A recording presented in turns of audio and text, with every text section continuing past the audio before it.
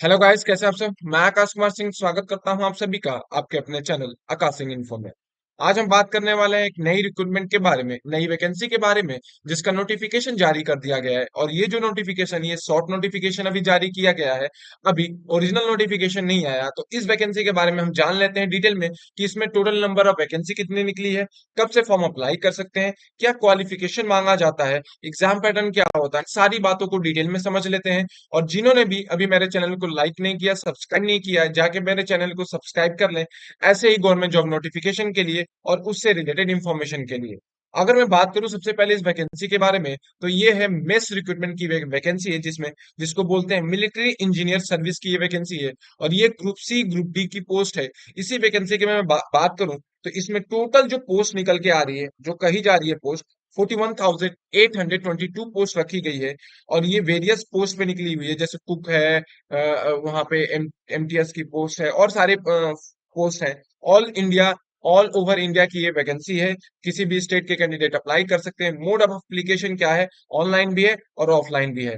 कहाँ से इसको जाके हम फॉर्म को फिल कर सकते हैं या अप्लाई कर सकते हैं, तो mes.government.in से जाके अप्लाई कर सकते हैं। अप्लाई ऑनलाइन लास्ट डेट जो है वो अगस्त में रखी गई है। अगस्त में इस फॉर्म की लास्ट डेट है। तो अब हम बात करते हैं इस वीडियो की चीजों को डिटेल में। सबसे पहले हम पता करते हैं कि टोटल नंबर ऑफ पोस्ट कहाँ पे रखी गई है और कौन कौन सी है। ठीक है। आर्किटेक्ट की जो पोस्ट है, ग्रुप ए की पोस्ट है, 44 रखी गई है। बैरक और स्टोर ऑफिसर की 120। ठीक है। सुपरवाइजर की 534। ड्राफ्टमैन की 944। स्टोर कीपर की 1026। एमटीएस की 11,316। और मेट की 27,920 पोस्ट रखी गई है। तो टोटल 41,822 पोस्ट रखी गई है। अलग अलग वैकेंसी पे, अलग अलग पोस्ट के लिए इतनी वैकेंसी रखी गई है, जो 41,822 रखी गई है। अगर मैं बात करूं इस वैकेंसी से कि इसमें एज लिमिट क्या रखी गई है, तो इस वैकेंसी से रिलेटेड एज लिमिट जो रखी गई है वो 18 से 30 साल रखी गई है। जबकि ओबीसी के लिए 3 साल, एसटी एससी के लिए 5 साल छूट रखी गई है। एप्लीकेशन फी के बारे में बात करूं, जब आप फॉर्म को फिल करेंगे तो कितना आपको एप्लीकेशन फी देना पड़ेगा, फीस कितनी पे करनी पड़ेगी फॉर्म को फिल करने के लिए, तो 100 रुपीज आपको देनी पड़ेगी। और एसटी एससी के लिए कोई भी फॉर्म फीस नहीं है।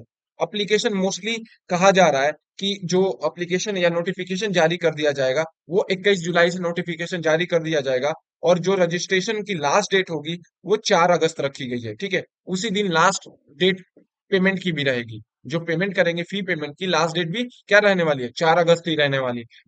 डेट इधर से उधर हो सकता है, लेकिन वैकेंसी इसी मंथ के लास्ट तक जरूर आएगी। अगर हम बात करें इसके बाद सिलेक्शन प्रोसीजर के बारे में, तो ये जो पोस्ट है, ये जो वैकेंसी है, उसमें सबसे पहला आपका क्या होगा, फिजिकल होगा। देन आपका रिटन एग्जाम होगा। देन आपका डॉक्यूमेंट वेरिफिकेशन, मेडिकल एग्जामिनेशन, फिर आपका इंटरव्यू होगा। तो ये 5 स्टेप है। ये यहाँ पे पहला स्टेप जो है फिजिकल होगा। फिजिकल होगा, फिजिकल या बोलते हैं पीईटी टेस्ट होगा। फिर आपका रिटन एग्जाम होगा, जिसको बोलते हैं सीबीटी बोल सकते हैं। फिर आपका मेडिकल एग्जामिनेशन, डॉक्यूमेंट वेरिफिकेशन और फिर इंटरव्यू होगा। अगर हम बात करें इससे रिलेटेड एजुकेशन क्वालिफिकेशन के बारे में, तो यहाँ पे आपको किसी भी स्ट्रीम से आप 12th और 10th पास होने चाहिए। कुछ पोस्ट 10th पे हैं, कुछ पोस्ट 12th पे हैं। तो आप किसी भी यूनिवर्सिटी या बोर्ड से 10th और 12th पास हैं, तो आप इस पोस्ट के लिए अप्लाई कर सकते हैं, इस वैकेंसी के लिए अप्लाई कर सकते हैं। अगर मैं आगे बात करूं इस वैकेंसी के बारे में, तो ये जो वैकेंसी है इसके जो एग्जाम पैटर्न है वो क्या है। तो सबसे पहले इसमें 4 सेक्शन में इसके पेपर होते हैं। पहला जनरल इंटेलिजेंस और रीजनिंग के, इसमें 25 क्वेश्चन पूछे जाते हैं। जनरल अवेयरनेस, जनरल इंग्लिश के 25 क्वेश्चन 25 नंबर के रहते हैं। न्यूमेरिकल एप्टीट्यूड मैथ से 25 क्वेश्चन। और स्पेशलाइज्ड टॉपिक, मतलब जिस ट्रेड में आप अप्लाई करने वाले हैं या जिस पोस्ट के लिए अप्लाई करना है उससे रिलेटेड 50 क्वेश्चन पूछे जाएंगे। अब कौन कौन से ऐसे इंपॉर्टेंट डॉक्यूमेंट हैं जो तुम आपके पास होने चाहिए इस फॉर्म को फिल करने के लिए, तो फोटो और signature, education certificate, domicile certificate, caste certificate, pan card और आधार कार्ड आपके पास होने चाहिए जब आप इस फॉर्म को फिल कर रहे हैं। और जब भी आप इसके डॉक्यूमेंट वेरिफिकेशन या कह सकते हैं कि इंटरव्यू के लिए जाएंगे।